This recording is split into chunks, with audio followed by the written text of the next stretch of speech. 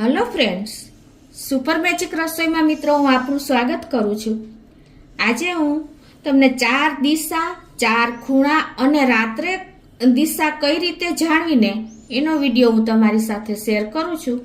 તો તમને ચોક્કસ આ વિડીયો મોસ્ટ ઓફ ઉપયોગી થશે। તમને ગમે તો લાઈક કરજો, શેર કરજો અને સબસ્ક્રાઈબ કરવાનું તો ભૂલતા જ નહીં।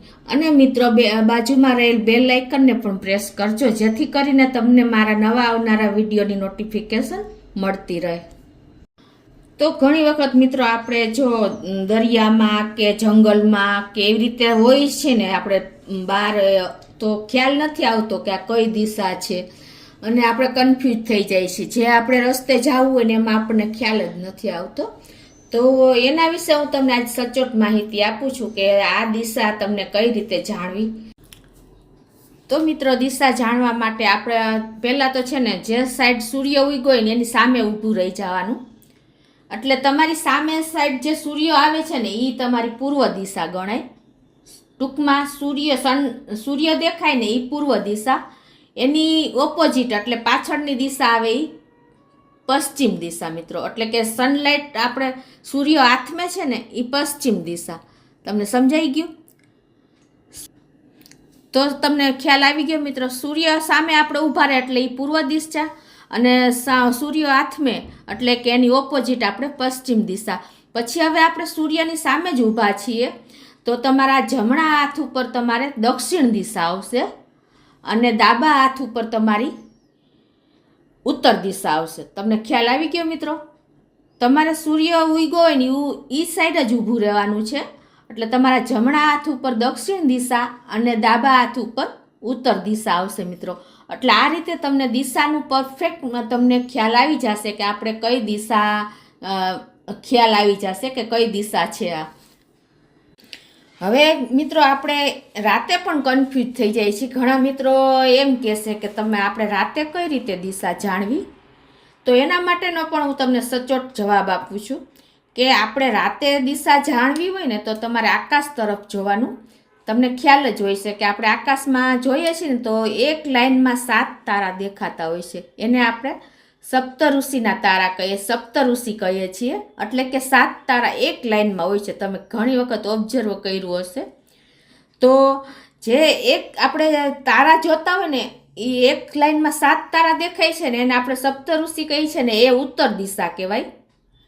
તારા દેખાતી દિશા એ ઉત્તર દિશા અને એની સામેની દિશા દક્ષિણ દિશા કહેવાની મિત્રો। તમને ખ્યાલ આવી ગયો?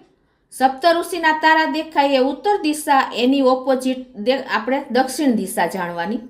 અને તમે જે તારા જોતા હોય ને એના તમારે જમણી બાજુ તમારે પૂર્વ દિશા ગણવાની। જમણા હાથ ઉપર તમારી પૂર્વ દિશા આવે અને ડાબી સાઈડ એટલે કે ડાબા હાથ ઉપર પશ્ચિમ દિશા આવે મિત્રો।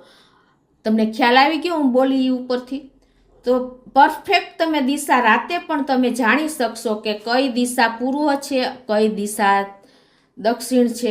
એટલે આ રીતે તમે જો આકાશમાં જોશો ને તો તમને પરફેક્ટ તારા દેખાશે ને। સપ્તઋષિના તારા એ ઉત્તર દિશા, એની ઓપોઝિટ એ દક્ષિણ દિશા અને તમારી જમણી બાજુ પૂર્વ દિશા અને ડાબી બાજુ પશ્ચિમ દિશા। તો મિત્રો, રાતે તમે પણ આ દિશા જાણી શકશો કે તમે કઈ દિશામાં તમારે જવું છે।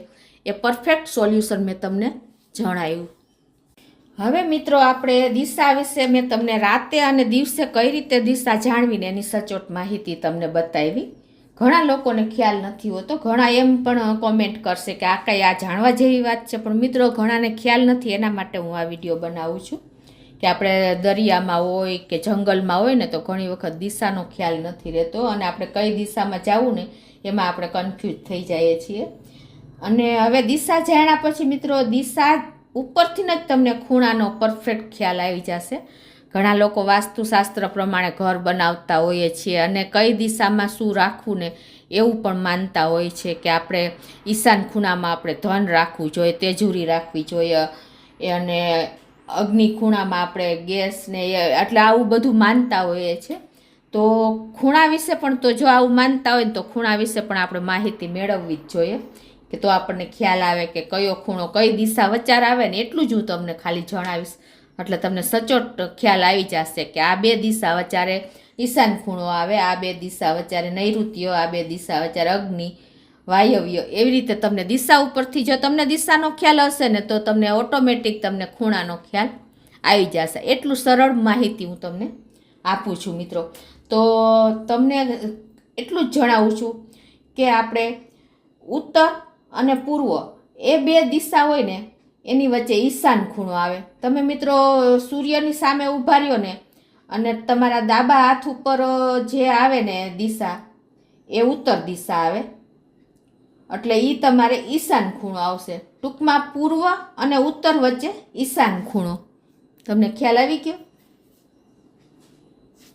અને પૂર્વ અને દક્ષિણ વચ્ચે અગ્નિ ખૂણો. જો આ ઇઝીલી જ તમને પડશે. પૂર્વ અને દક્ષિણ વચ્ચે અગ્નિ ખૂણો અને દક્ષિણ અને પશ્ચિમ વચ્ચે નૈઋત્ય ખૂણો. ખ્યાલ આવી ગયો? દક્ષિણ અને પશ્ચિમ વચ્ચે તમે સન જ્યાં આથમે ને આપણે સૂર્યાસ્ત થાય ને એ અને તમારા જમણા હાથ ઉપર જે ખૂણો આવે ને એ બે દિશા વચ્ચે નૈઋત્ય ખૂણો આવશે અને પશ્ચિમ અને ઉત્તર વચ્ચે વાયવ્ય ખૂણો. મિત્રો કે તમે જો સૂર્ય આથમતો હોય અને તમારા ડાબા હાથ ઉપર જે દિશા આવે ને એ બે વચ્ચે વાયવ્ય ખૂણો આવે. મિત્રો તમને ખ્યાલ આવી ગયો?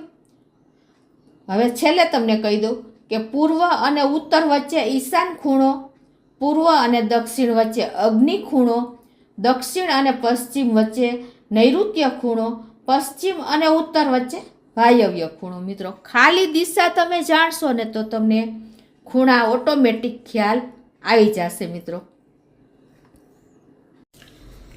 તો મિત્રો આજે મેં તમને દિશા વિશે અને બધા કોર્નર એટલે કે ખૂણા વિશેની માહિતી આપી અને સચોટ માહિતી તમને ખ્યાલ આવી જશે. રાતે તમારે દિશા જાણવી હોય તો પણ મેં તમને માહિતી આપી દીધી. મિત્રો કે ઘણા લોકોને સપ્તર્ષિનો પણ ખ્યાલ નહીં હોય, પણ તમે આ પણ જાણી લેજો. તમે આકાશમાં જોશો ને એટલે તમને એક લાઈનમાં 7 તારા દેખાય ને એને આપણે સપ્તર્ષિ કહીએ છીએ મિત્રો.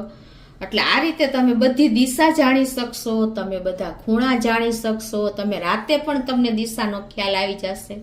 અને આટલામાં પણ તમે કન્ફ્યુઝન ને તો મિત્રો અત્યારે મોડર્ન સમયમાં તમારી પાસે મોબાઈલ તો હોય જ છે. એમાં તમને ગૂગલમાં કંપાસ મળી રહેશે, બરાબર? એટલે કે હોકા યંત્ર મળી રહેશે. તો પહેલાના સમયમાં તો મિત્રો મોબાઈલ નહોતા ને તો હોકા યંત્ર ઉપરથી પણ તમે દરિયામાં હો કે જંગલમાં હો ને તો દિશા નક્કી કરી લેતા મિત્રો. તો અત્યારે તમે જે લોકોને ખ્યાલ નથી, મોબાઈલે ઘણી વખત ઘણા પાસે હાજર ન હોય, તો આ રીતે તમે દિશા જાણી શકશો. મેથડ મેં બતાવી તો તમને ચોક્કસ આ વિડીયો દિશા વિશેનો ઉપયોગી થશે. તમને ગમે તો લાઈક કરજો, શેર કરજો અને સબસ્ક્રાઈબ કરવાનું તો મિત્રો ભૂલતા જ નહીં.